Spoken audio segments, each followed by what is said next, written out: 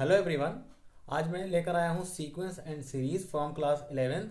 और इसका यूज़ जो है बोर्ड एग्ज़ाम में और इसका यूज़ जेईई के एग्ज़ाम में भी बहुत ज़्यादा आता है। इसका यूज़ कर सकते हैं और इसके बारे में मैं आपको आज बहुत सारी बातें बताऊंगा। वैसे तो इसमें चैप्टर में ज़्यादा कॉन्सेप्ट नहीं है, दो तीन फार्मूलों पर ही पूरा चैप्टर कंप्लीट हो जाएगा। यानी अगर अभी आपको ये चैप्टर सीखना है तो ध्यान देने का एक और इग्नोर मत कीजिए, इसको पूरा ध्यान से पूरा वीडियो देखिए ताकि आपको स्टेप बाय स्टेप सारे सब स्टेप समझ में आए। तो शुरू करते हैं। सबसे पहले basic concept of sequence and series.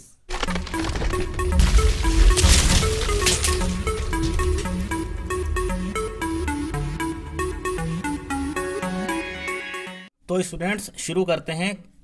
पहले बेसिक कॉन्सेप्ट समझ लें कि सीक्वेंस एंड सीरीज का डेफिनेशन क्या है, मतलब इसका क्या मतलब होता है। तो सीक्वेंस, अगर आपसे पूछे कोई सीक्वेंस क्या है तो जवाब होना चाहिए कि sequence with a ordered list of numbers, यानी कि लिस्ट होगी एक नंबर की और वो ऑर्डर्ड में होगी। क्या मतलब है इसका, इसको मैं लिख दूं यहां पर, ordered list of numbers is a sequence.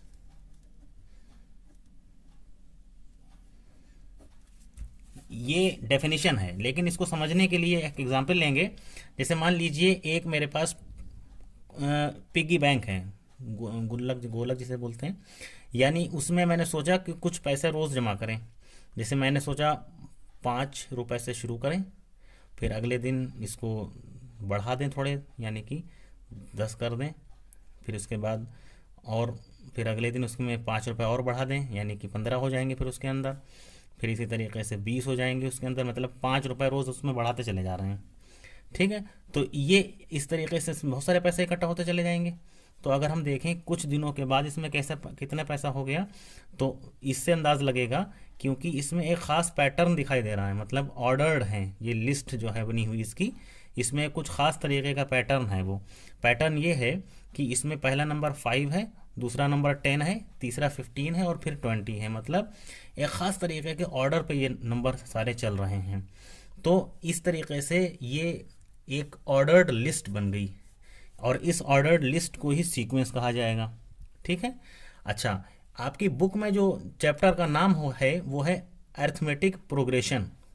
10th की बुक में होता है अरिथमेटिक प्रोग्रेशन और 11th की बुक में होता है सीक्वेंस एंड सीरीज। तो अरिथमेटिक प्रोग्रेशन को शॉर्ट में कह देते थे एपी। अब ये एपी क्या है, एपी का मतलब होता है sequence with a specific pattern is called a progression. लिख देंगे यहां पर, sequence with a specific pattern is called a progression. तो ये एपी कब होगा कि एक सीक्वेंस, किसी खास तरीके का सीक्वेंस हो सकता है, उसमें खास पैटर्न दिखे तो वो प्रोग्रेशन हो जाएगा। अब इसको अरिथमेटिक प्रोग्रेशन कब कहेंगे, प्रोग्रेशन तो ये सारे हो जाएंगे जिसमें भी एक खास पैटर्न दिखेगा, स्पेसिफिक पैटर्न दिखेगा, वो जो है प्रोग्रेशन हो गया। लेकिन वो प्रोग्रेशन अरिथमेटिक प्रोग्रेशन जब बनेगा जब इसमें डिफरेंस सेम निकले, यानी कि 5, 10, 15, 20। अब यहाँ पर अगर हम लोग देखें तो डिफरेंस जो है, डिफरेंस यहाँ पर 5 का आ रहा है। अब इस नंबरों को अगर इधर या इसको अदला बदली कर दी जाए तो ये पैटर्न बदल जाएगा, यानी कि फिर वो डिफरेंस सेम नहीं रह पाएगा। डिफरेंस सेम नहीं रहेगा तो उस केस में ये एपी नहीं होगा, मतलब अरिथमेटिक प्रोग्रेशन नहीं होगा। अरिथमेटिक प्रोग्रेशन ये सिर्फ तभी हो सकता है जब इसका डिफरेंस सेम निकले। इसके लिए क्या होगा कि इसमें फर्स्ट टर्म जो होगा, फर्स्ट टर्म, इस फर्स्ट टर्म का नाम ए मान लेते हैं, A1 कह सकते हैं इसको, 5, और इसी तरीके से A2 मतलब दूसरा टर्म वो है 10, और यहाँ पर बहुत सारे टर्म्स हो सकते हैं। मान लीजिए इसमें n टर्म्स हैं और n की वैल्यू मान लें कि 4 है, मतलब 4 टर्म्स हैं। n मतलब नंबर ऑफ टर्म्स, अब वो n कुछ भी हो सकता है। n अगर यहाँ पर 4 ले लिया मीन्स इसमें 4 टर्म्स होंगे।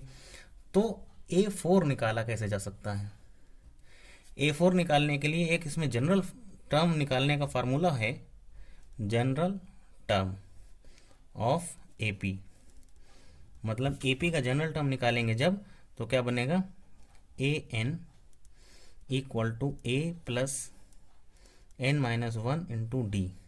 अब यहाँ पर ए कहा गया है, इसका मतलब A1 की बात हो रही है, इसको आप A1 भी कह सकते हैं, A भी कह सकते हैं। तो इस हिसाब से अगर हम A4 निकाल रहे हैं तो A4 मतलब A1 तो रहेगा ही, plus n minus one, N यहाँ पर है 4 minus one into D. D means यहाँ पर जितना डिफरेंस है दैट इज डी, तो डी यहाँ पर 5 है तो यहाँ पर 5 लिख दिया। A means first term 5 plus 4 minus one यानी कि 3 इंटू 5, 5 प्लस 3 5 ज़ा 15, 15 और 5 मिला दीजिए 20। मतलब इस तरीके से अगर हम समझें तो किसी एपी में जनरल टर्म यानी A N is equal to होता है A plus N minus one into D, इसकी मदद से उस एपी का जो सा चाहे टर्म निकाल सकते हैं।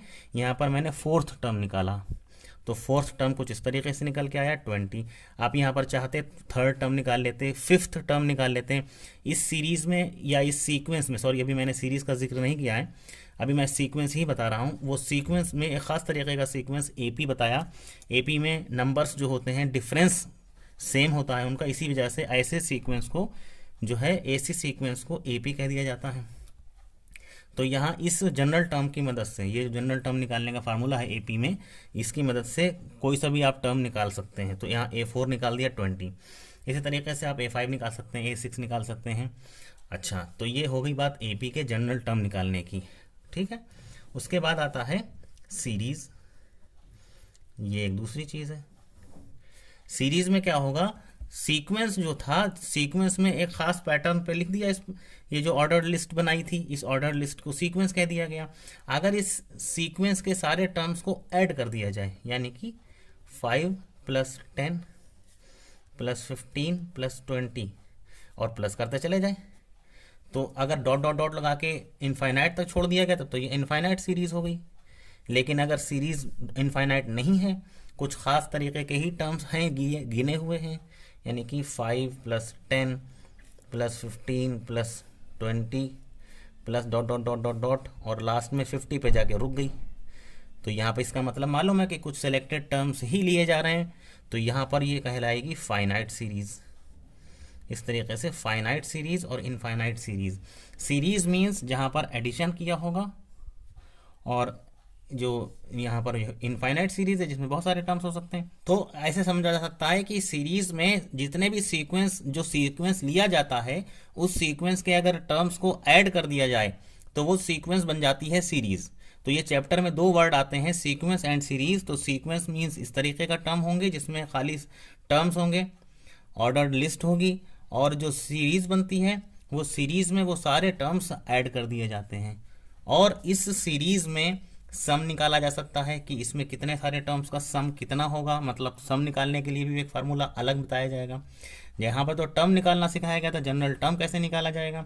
यहाँ पर सम निकालना सिखाया जाएगा कि मान लीजिए सीरीज़ के 5 टर्म्स का सम, सीरीज़ के 100 टर्म्स का सम, इस तरीके से ये निकालने का एक अलग फार्मूला होता है।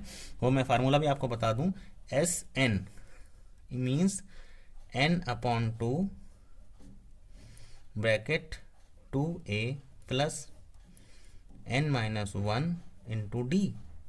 इसकी मदद से, इस फार्मूले की मदद से आप इस सीरीज़ में जितने चाहें टर्म्स का सम निकाल सकते हैं। मान लीजिए इस सीरीज़ में वैसे तो बहुत सारे टर्म्स हैं, लेकिन अगर हम चाहें तो स्टार्टिंग के 5 टर्म्स का सम निकाल दें, तो इनकी जगह पर 5 कर दीजिए। ए की वैल्यू वही रहेगी, first term, n means 5, d मतलब कॉमन डिफरेंस, जो डिफरेंस निकाला था यहाँ पर दैट इज़ डी। तो यहाँ सारी वैल्यूज रखने से SN निकल आएगा, मीन्स n टर्म्स का सम। n की वैल्यू कुछ भी हो सकती है, n 5 हो सकता है, 10 हो सकता है, 100 हो सकता है। तो उस तरीके से सम ऑफ n टर्म्स निकल आ जाता है, और यहाँ पर जनरल टर्म निकल आता है। तो यहाँ सीक्वेंस का पर्टिकुलर टर्म निकालना सीखा, और यहाँ पर सीरीज़ का सम निकालना सीखा। इसी पर बेस्ड अभी बहुत सारे क्वेश्चंस करना है, वो मैं आपको नेक्स्ट वीडियो में बताऊँगा।